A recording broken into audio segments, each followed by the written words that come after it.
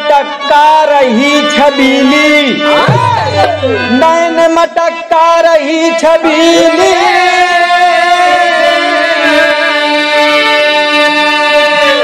छबीली बहिरू के रही मीली,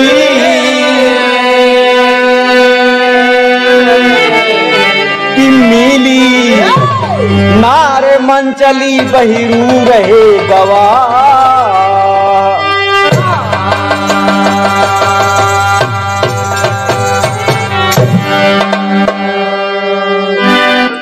एक और हास रस का बिरहा आप सुनेंगे। गाने का शीर्षक होगा छछंदी दुल्हन। ये जो गीत लिखा गया है दोस्त, आज के समाज के लोग बेटी बहन से शिक्षा लेंगे। आज समाज में ऐसा हो भी रहा है, एक आप लोटपोट भी हो जाएंगे और आपको शिक्षा भी मिलेगी। तो कहना है दोस्त, बहुत पहले की दोस्त कहानियां। एक ही गांव में बहिरू रहे, उनका नाम बहिरू रहन से, काम से बहिर ना रहे, सिर्फ नाम से बहिर रहे। ए भैया बड़ी बढ़िया की दुल्हनी से बियाह कैले, बहिरू हैचा तानी यहाँ, लेकिन दुल्हन नंबर 1 टापो टाप बा। क्या कहना है दोस्त?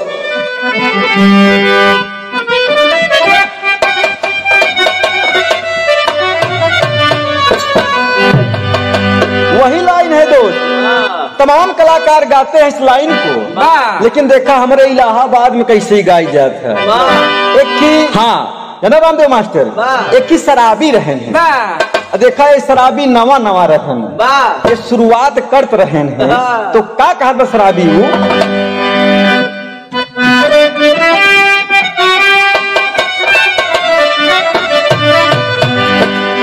कि मैं शराबी नहीं, कि मैं शराबी नहीं, अरे इतना ना पिलाओ यारो,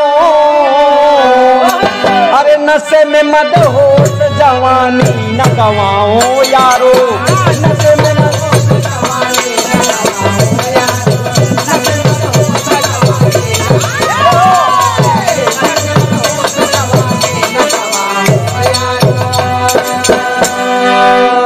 भैया कितना गवैया देखा था, ये गाय गाय कूद फांद एकदम बहाई गावत है। लेकिन हैदर गुरु हमारे कहत रहे हैं तो बचवा गाना वही गावा जो सबके समझ में आएगा, एकदम किराई दे। हाँ, मर भगाए से कौनो मतलब ना, बात समझ सबका आवे चाहिए। बाबूजी क्या कहना है, भाव में क्या कहना है? कि मैं गरीब हूँ, मैं गरीब हूँ, अरे इतना ना, अरे ख्याल करो, अरे कोई मतलब तुम्हारा है कोई सवाल करो, कोई मतलब तुम्हारा है कोई सवाल करो।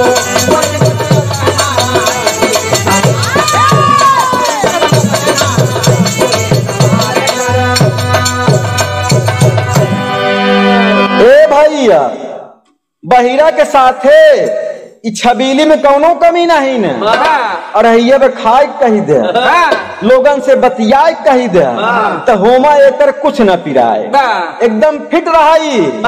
लेकिन जब बहिरा कहो कौनो काम कही दे इनका, तो कहे हमार पेट पिरात बा, हमार मूड पिरात बा, हमार हाथ पिरात बा, कहू हमार गोर पिरात है, तो बहिरा लगा सोचे खाए के दाएं और हैया भी चाहिए, एप्पल चाहिए, बनाना चाहिए, ऑरेंज भी चाहिए, कामे बरे कर माई करे यही। तो बहिरा लगा सोचे कि कुछ न कुछ बात जरूरी है दोस्त। एक दिन ओकर बहिन, बहिरा का बहिन घरे आए, कहे दुल्हन, कहन का भा, कहन हमार बहिन आज आवत यह है, खाना पीना तनी बनाई दे, लगी पहले से ऐसे ऐठे गोर रहे। बहिरा कहे हम समझ गए, होय न होय हमारे पिछवाड़े बसवारी बा, ऐ करे वही पकड़े बा, चुरैलिया रमजनमा के अम्मा बहुत पहले ही बसवारी मर गई रही। क्या कहना है तो नजम के भाव मास्टर साहब?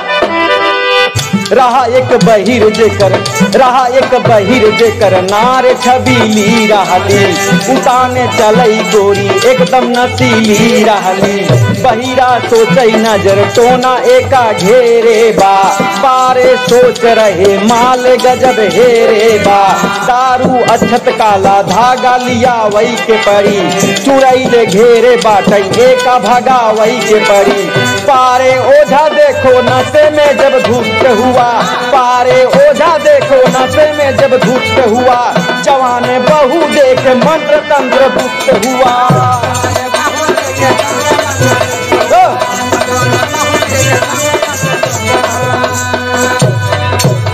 ए भैया बहिरा कम दिमागदार ना आई रहन उ गांव में की पारे ओझा रहन और पीतौ रहाय भांगौ खाई ले पामे चिलम उहो चढ़ाई ले एकदम फुल ओझा मस्त रहन बाबूजी अतनी ओझा हेमा होमा रहन अब समझदार रहा का बताई आज के समाज के मनई ओझाई 95% जानो भैया ओझा तो का मिली हेमा हेमा वाले मतलब जाना थी कम बोला थी ज्यादा जे करे ना उहू को भूत बताई दी थी ए भैया ई बहिरा लेके पहुंचा पारे ओझा के पास जब पारे ओझा दुल्हन देखें कहन बड़ी सुंदर लड़की है बाबूजी पारे ओझा के मन में जान एकदम मना चंचल बा पारे ओझा बर्दाश्त नहीं करता है पारे ओझा बिचारा है दुल्हन तो बड़ी सुंदर यह है अब का बताई हम बाबूजी का कहते जो है बाबूजी ये मास्टर ए भैया जब लगा बहिरा बतावे कि पारे ओझा पदे में बहिरा काका लागत रहे तो दुल्हन उनकर बहू भई कहन ए काका कहन का कहन हमार जो दुल्हन बा होई न होई रमजनवा का अम्मा का पकड़ ले बा तो पारे कहन ठीक ठीक ठीक चल तही बिचारी बोझी का कहा थी पारे काका एके बसवरिया केरे चुराई लिया एके बसवरिया केरे चुराई लिया चढ़ली जवनिया में धैले हो राम एके बसवरिया केरे चुराई लिया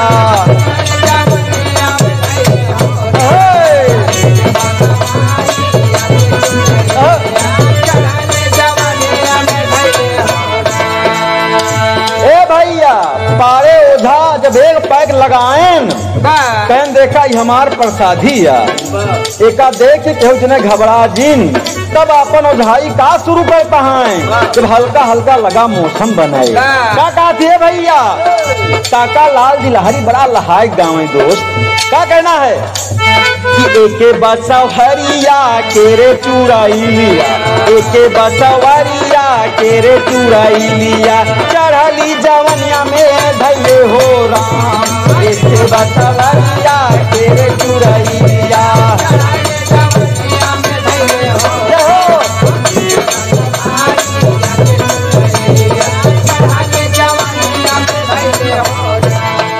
पारे ओझा और का कहता है लगे रे मास्टर अच्छत मारे बाटई देखा परोसनिया अच्छत मारे बाटई देखा परोसनिया फूलमती भवनिया धैले हो राम अच्छत मारे बाटई देखा परोसनिया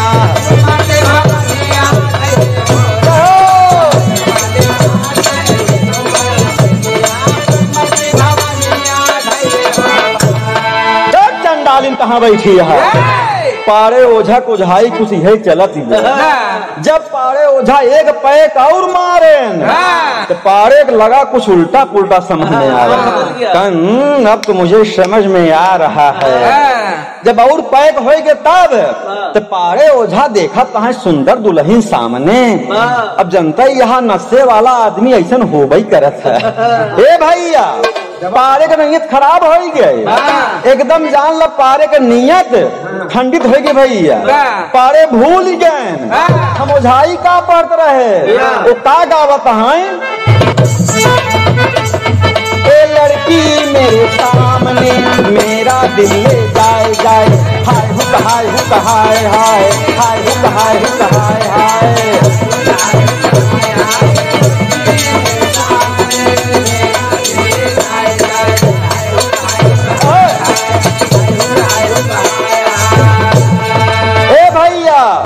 पारे ओझा जब तनी के मस्तियाने तिहई गफान दहन ओझाई भूल गया है कहा ये लड़की मेरे सामने मेरा दिल ले जाए जाए हाय हुक हाय हाय। तो बहिरा कहा काहो काका ये कहाँ से निकाल है ओझाइन कहाँ आवत है तुम्हारे बैठा रहे फालतू बात करते यहाँ ओझाई तोर नाई होती है तोर बीमार दुल्हन बा हम ओकर ओझाई करते ही हम करत ही हमका जहाँ फेंकत है फेंक दे चुरैलिया वही फंसी ही में। तो बहिरा कहा हो सकत भाई मंत्रे में आवत हो जब पारे ओझा तनी के और गरमाने तो का कहता है कि ये दुल्हन मेरे सामने इसको टाटा बाय बाय हाय हुक हाय हाय हाय हुक हाय हाय ये दुल्हन मेरे सामने इसको टाटा बाय बाय हाय हुक हाय ए भैया जब पारे ओझा एकदम फुल मस्ती में हो गया एकदम एकदम पोजीशन में जगह का जुबान में जब उल्टा पुल्टा बोला आंत निकले लागई तब पारे ओझा कहन अब ही मुझे समझ में आया असली समस्या क्या है इसको। ए भैया जब एकदम फुल हो गया तब पारे कहन देखा अब ओझाई में शुरू करने चल रहा हूँ। पारे का कहा फिर जब जुबान दिमाग बस में ना ही रहता है तो मनाई बहुत रोवत है बड़ी बढ़िया बात करत है कहीं हम तोरे बड़े कहा पंपिंग सेट खरीद देवे 2-4 बिल्डिंग खरीद देवे जब वो उतर जात है महुआ महारानी तो कहे मैंने कुछ कहा था क्या है आपको ऐसो बोलत ध्यान दे क्या कहा बाबूजी कानी जूनी अयाना काली दिली अयाना एका घेरे बाटई काली चूरई अयाना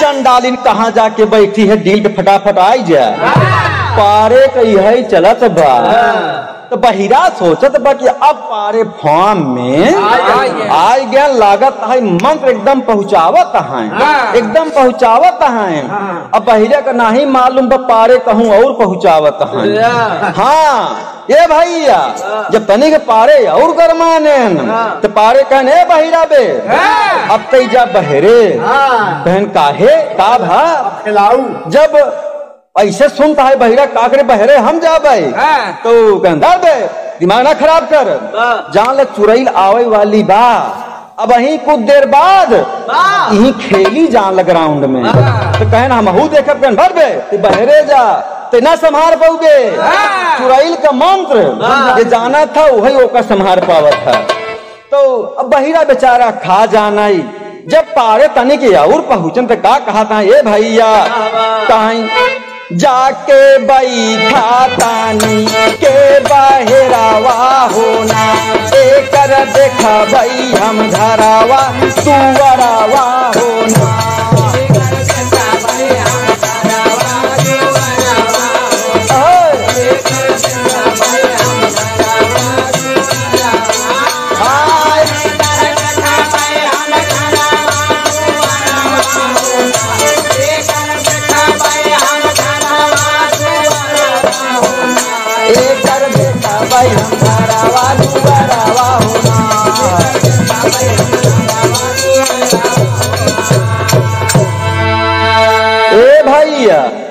जाय के बहरे बैठ गवा।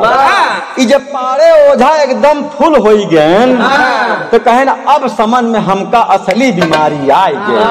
होय न होय चुड़ैल एकरे अंदर हिली बा।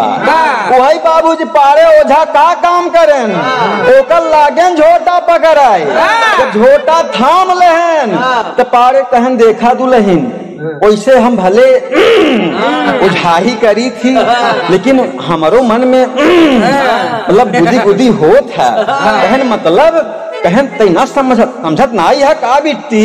अरे वही पारे ओझा ही जोन कितना जने कैसे देखता ही मान समझ लीन ये कहाँ तक अब आई हैं। ए भैया लगा झोटा पकड़े तो का कहा था भैया काई आजर बाजे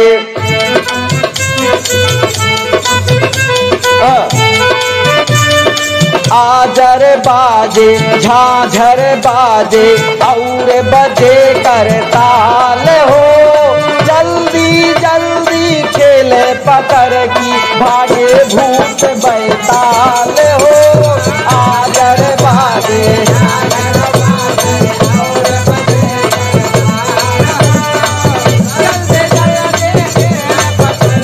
भागे भूत बैताल हो। आजर बाजे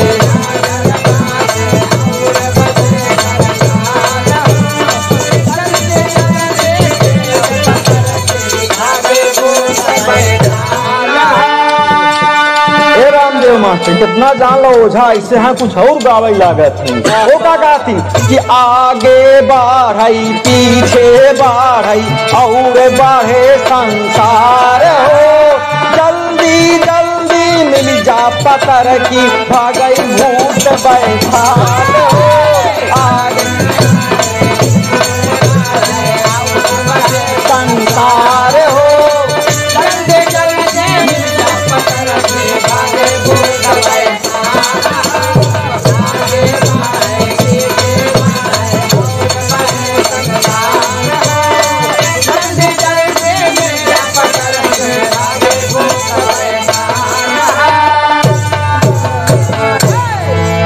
भैया पारे ओझा का ओझाई ऐसे चलती है। बार पकड़ लेहन लागन झूलावाए कहन एकदम जान डील पे तैयार यह है। जब पारे ओझा वही मोटका हाथ खींच के एक हाथ पिठाई पे धई देहन जान एकदम दुल्हनिया भबकाई गई। अरे बाप रे बाप कहाँ का मेहमान गर्जन। ए भैया पारे ओझा कहन तोरी चुड़ैली की जय रहा है। अबे जान तनिक टुन्नी पहुँचाए यही अगर कुछ देर और रहबू तो हम पूरा पहुँचाई दे। दुल्हनिया समझ गई कि हमार सैया यानी बहिरा तो गा है बहरे अब पारे हम घरे में अकेला अबे कई हथौड़ा मारे बा झोटा एकदम हिलावत बा। ए भैया कहूँ कुछ और लागे हिलाओ भाई तब का कर पारे कहाँ दुल्हन तनिको घबरा जिन तनी के हमका समझा हम तो का समझे। अब दुल्हनिया जब ऐसे बात सुनती एकदम घबरा गए। अरे बाप रे बाप हमका लागत ई पारे ओझा हमका पिंडा हमारे ही लपेट दे ही। अब जान लो भैया पतिव्रता दुल्हन थी वो बस नखरे बाज रही बस। ए भैया का ये महाराज हम आई गए एकदम ठीक हो गए का भा मारा एकदम ठीक हो गए। पारे कहाँ बड़ी जल्दी आई गए।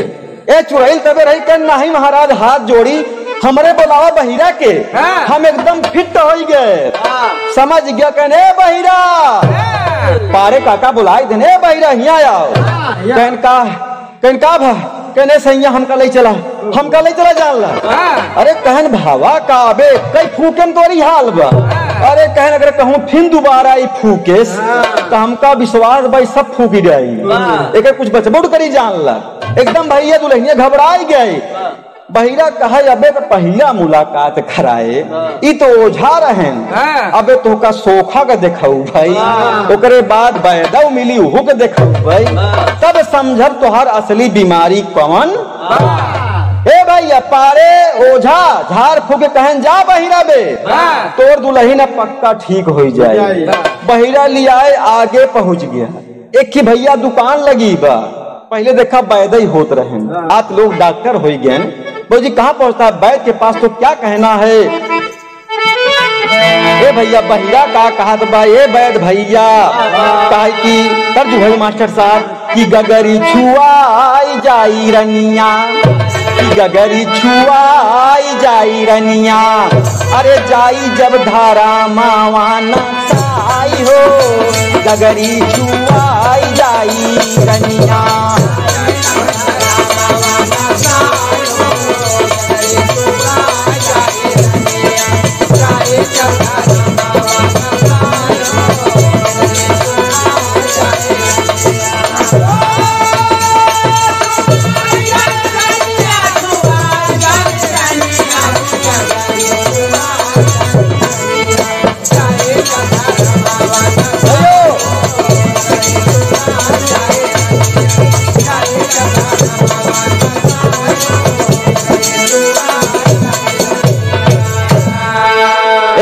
लेकिन बहिरा का कहत बा कि ए वैद्य महाराज कहन का कहन दुल्हन कलई से कलई जान लेकर एकदम आवत बा, कहन का कहन रहा हाथ गरम हो जात है, कहो एकर पैर गरम होत बा, कहन हाँ समझ गए करे बुखार धरे हुए। का कहत बहिरा भैया कहाई दुल्हन जवान बाटई मोरी, दुल्हन जवान बाटई मोरी, कब से देखा बाटई गरमान हो, दुल्हन जवान बाटई मोरी।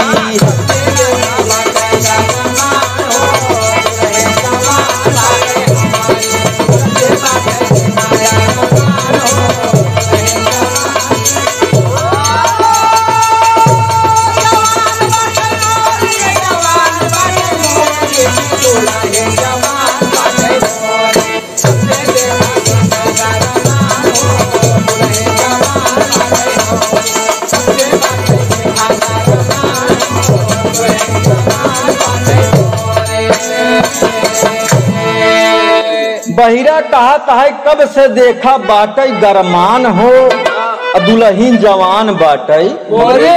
तो वैदा कहे हैं यही बात हम खोल के बैठा ही आपन कि हमारे पास गरम मनई उबई कराए, उन्हीं के जान एकदम नापब आज हम। वैदा समझ के को होई न होई एकरे बुखार धरी होई। बोली का कहना अंतरा के भाव में वैदा अंगूरी रहा दबाई, वैदा अंगूरी रहा दबाई, दुल्हन लेत बाटई जमुआई हो, दुल्हन जवान बाटई मोरी, दुल्हन जवान बाटई मोरी, पैदा कहैया वही नरमान बाटई, दुल्हन जवान बाटई मोरी।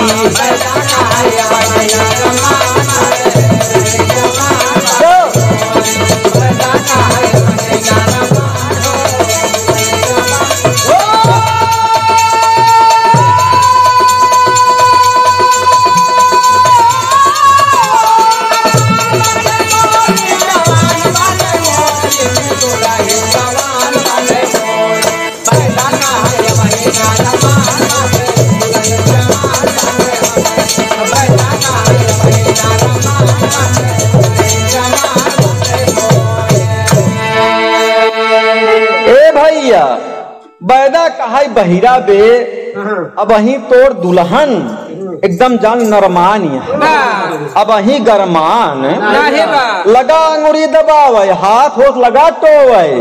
तो बहिरा कहा हाथ तो बड़ा सुंदर है, इसका लड़की एकदम ब्यूटीफुल होगी। कहा सुना कुछ हम दवाई लिख के देते ही, एक आध सुई लागी सुबह शाम, आया काम हो जाई। अब दुल्हन बिचारत बड़ा मुआ का मर्जी बिना मतलब फंसी है, हमरे कुछ भवई नहीं बा। हम तो नौटंकी वैसे करते रहे कि घरे खाना ना बनाई, हाँ घर दुआर ना बहारी, बहिरा हमारा खेल कैले पता नहीं कहाँ कहाँ घुमावत बा। तो बहिरा कहा ठीक बैठ भैया, अब सुबह शाम करे सुई हम पक्का लगवाऊ। अब दुल्हन सोचत यह कुछ देर पहले वही पारे ओझा आपन फूकेन बैदा सार सुबह शाम बिना मतलब सुई लगाई।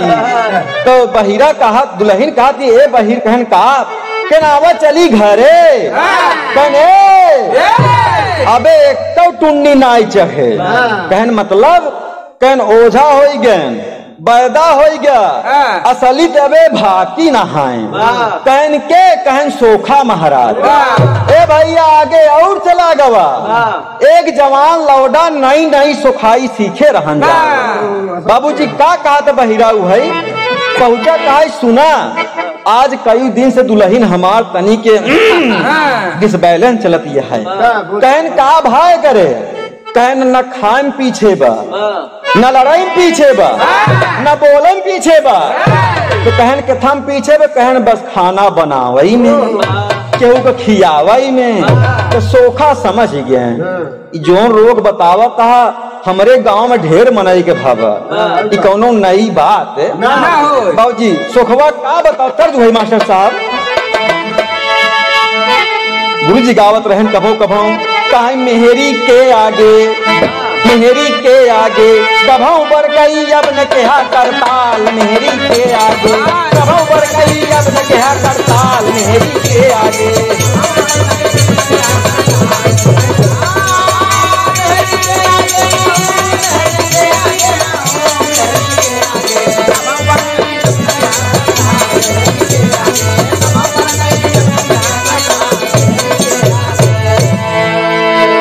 भैया जनता यहाँ सोखा महाराज से बिचरबई करत थी न झाड़ते हैं न फूकते हैं उल्टा पुल्टा वैसे टोई देती वो का टोवत थी कि ओकर गांव ओकर पछवार ओकर अगवार फलनवा ढकनवा पकड़े बाटे और ओझा तो अपन जनता यहाँ नाच कूद के सब कहत। ए भैया सोहा का कहा थी ई भाव में कि नार अलबेली है सोखा महाराज समझावत है कि नारे अलबेली है दुल्हन खोजई सुंदर मर्द भतार नारे अलबेली है।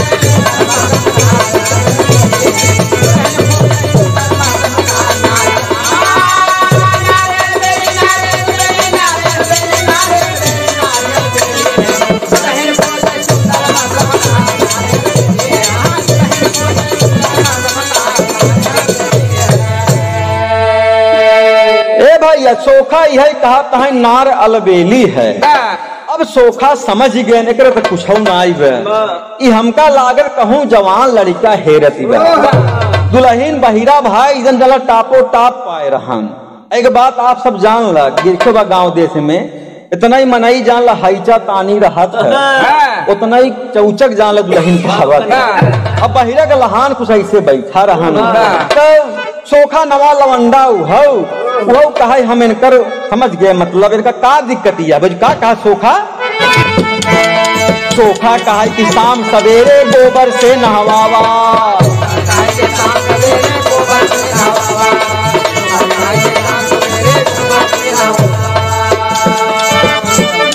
ऊट गोसैया मूत्र विसर्जन पानी जाय पियावा नारे अलबेली है बहिरा का है गज बहुआ उपचार नारे अलबेली है।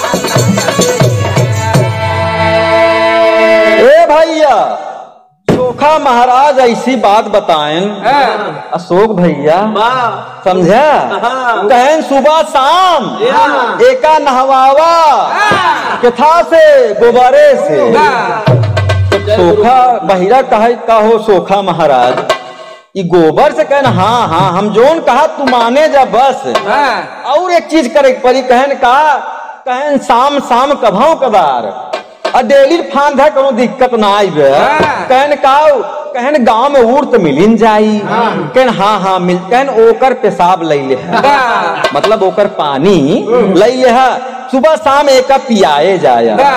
और दुल्हन लगी सोचे रमुआ के मारे जी कि कहाँ का सोखा है ऐसे ऐसा लवंडा सोखा हो जाती क्या बताए पता नहीं बियाह करे है कि नहीं करे? हाँ, दुल्हनी का हाल ही का जाना है। हाँ, एक तो पता नहीं बिगाहा जोते बे की नहीं जोते बे, खेत कुल पड़ती है यहाँ। अरे किसानी के बात हम करते ही समझे जाया, गेहूं बिसारे वाला।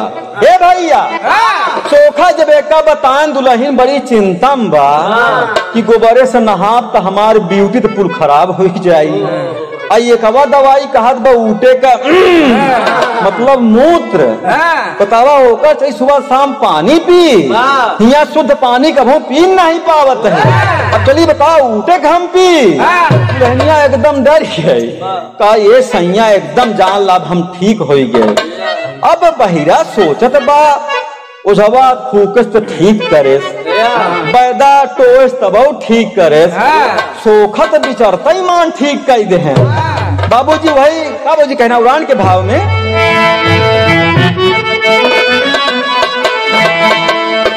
कि गाजा मांगे चरचबैना भांग मांगे लागी। दोस्त समाज के नसीहत है कि जोन काम करते होकर दवा बताया जाता है।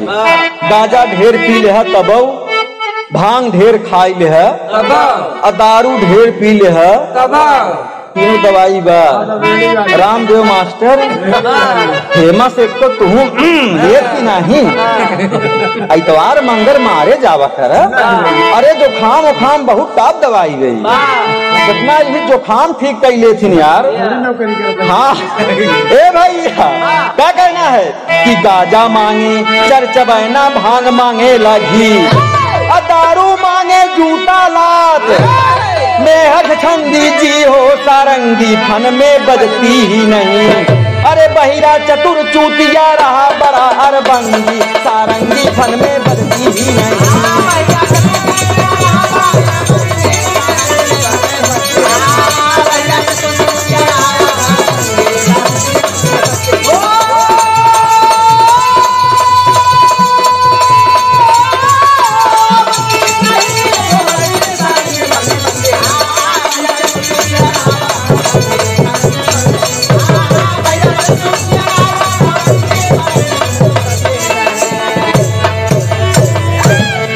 ए भैया, सोखा महाराज के जब उपचार समझ गया बहिरा, कहे बहुत टाप उपचार बताया। सोखा कहा था कि जान ले बहिरा बे, गाजा कितना पिए भा, कितना नशा में धुत भा, ढेर काम जिन करा, चरचबैना ओका चबवाई दे, गाजा अपने आप उतर जाए। कहन और कहन भांग कितना पी जावा, और देसी घी का पियाई दे तू हो ठंडा हो जाए। कहन सरबिया कहन सार कितना पी ले, कितना लोटे लाटे ओसी कौनो मतलब, बस एक काम करा बस रामदेव मास्टर दू चार जूता लात सरबिया का दर्द अपने आम नशा फिट हो जाए। जब पिए रेड कहा तो मैं तुमसे बात नहीं करूंगा, दू चार जूता लात मार दा। तो लखन भैया राम राम, तो ध्यान दे सब दवाई बताए तो कभी यूज करे। हाँ ए भैया, तो दुल्हन समझ गई कि आपन छछंद अब हमका बदले के पड़ी, नहीं जान ली जोन उल्टा पुल्टा सोखा लवंडा उल्टा पुल्टा बताई दे।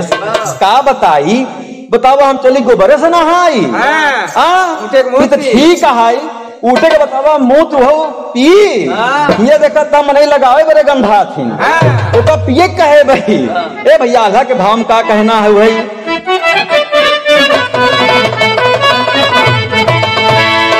अरे बहिरा विचार करई सोचेला दुल्हिया ए भैया, बहिरा विचार करई सोचेला दुल्हिया ए भैया, बहिरा विचार करई सोचेला दुल्हिया ए भैया। गोबर गरेच करी है रोज असना,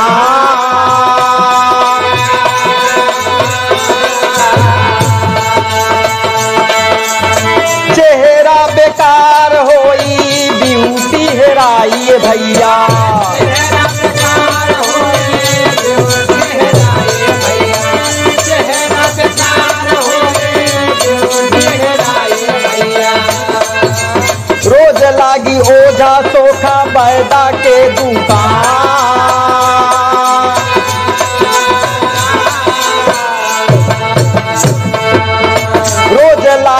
ओझा सोखा बैदा के दुकान।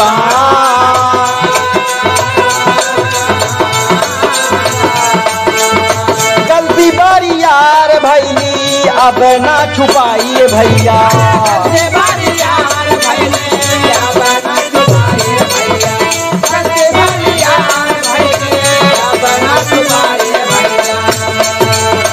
नैहर में मौज करे आलत था महान।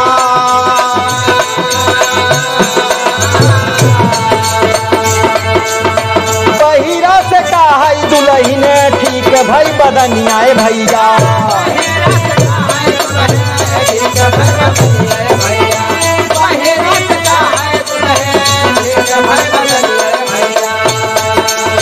दुल्हा विचार करे फुकतई चिता।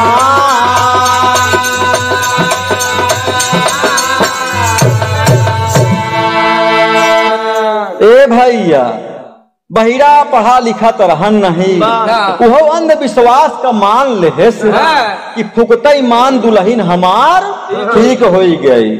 चुरैल अपने आप भाग गए तो दुल्हन समझ गए भैया हमका पोल खोले के पड़ी, मतलब काम उम करे के पड़ी। अब छुपावे कोनो जुआर फिट नाई होत बा। नैहर में बहुत मौज करे रहे, जांगर खूब चोराए। हमारे मन में आज ऐसे इहू कैले जानी न पाई। लेकिन बहिरा भले पढ़ा लिखा ना आई रहन, इधर बहुत चतुर आदमी रहन भैया। देखा बढ़िया एकदम फिट कर दिया। दुल्हन कहा ये बहिरा कहन का कहन जाल हमारा कुछ नहीं पिरात बा। सीना दर्द पैर दर्द सिर दर्द सब बिना कहे ठीक हो गए। तो बहिरा कहा ये हम चाहत रहे तो एकदम फिट हो जा। ए भैया समाज को शिक्षा मिल रही है। आजकल आप समाज में देखा था जो नई की अम्मा हरे आवत यहाँ नई की अम्मा मतलब नई दुल्हनियन, उनके पास यही जगह ढेर सिस्टम है। आवे जाने कौ अक्षर दुल्हन एमए पास ही है, बीएससी पास ही है, पीएचडी पास ही है। इस जगह हम हो गए गुआई करावे तो अब उनका काम मालूम कि सरकारी टीचर हैं, पढ़ा लिखा इंसान हूँ मैं प्रवक्ता। फिर कोई से अल्लाह बिल्ला हुई अल्लाह बिल्ला पढ़ावत हुई तो उनको पढ़ाई देते हुई हैं। हमके दुल्हन के बात बतावा कहन का कहन हम पे कितना पढ़े रहा, कहीं हम एमए की हूँ, हमके एमए करे है कहीं। हाँ हमके बताओ एमए का फुल फॉर्म का होता। अब ओका का मालूम का होता का कहा हमके फुल फॉर्म इसका क्या होता है। हम कहे मतलब के पूरा नाम का होता काहे बेवकूफ है का तू एमए बतावत ही हमके मतलब कितने बार आवत है, मतलब कितना पढ़े के बाद मिलत है। बढ़ाए के बाद 13वां आवत है, ओकरे बाद 14वां, ओकरे बाद 15वां, ओकरे बाद ये बतावा हेमा से कौन यहाँ तू काहे बड़े बेवकूफ इंसान हो आप। कौन आपको मास्टर बना दिया। मैं एमए की हूँ बस। हम समझ गए कि पढ़ाई वही वाले में बात सर। तो देखा शिक्षा बहुत जरूरी है दोस्त समाज के लिए। कहना है दोस्त अंतिम भाव में दुल्हन का पूरा कष्ट सोखा ओझा और वैद भैया रामदेव मिटाई देखें और दुल्हन एकदम सिस्टम से रहाई लगी। घरे काम काज बिना कहे करे लगी। और जी क्या कहना है पंधारी भाव में।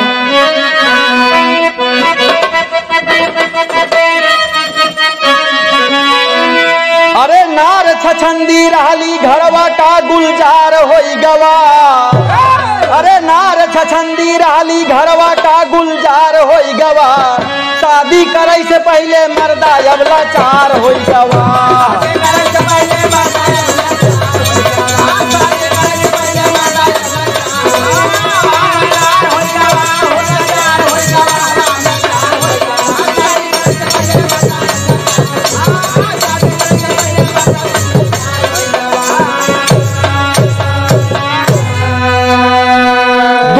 गुणवान हेरा पढ़ी लिखी नारी नाही जगतिया में होई मारा मारी।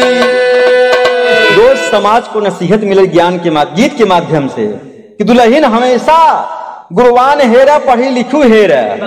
वैसे जिन हेरा जैसे हम बताए कुछ देर पहले एमए वाली हेमे होमे जिन हेरा को बढ़िया शिक्षा जमाई है।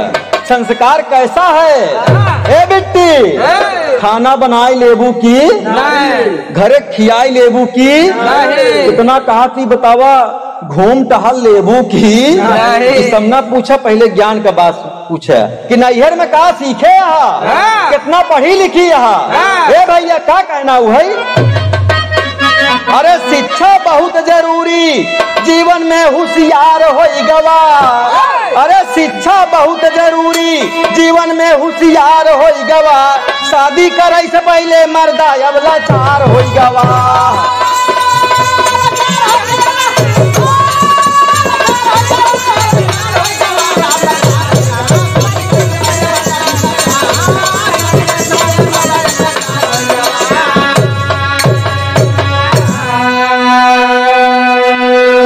तो भैया देखा गीत के माध्यम से बढ़िया बात आप लोग के बीच में हमने प्रस्तुत किया।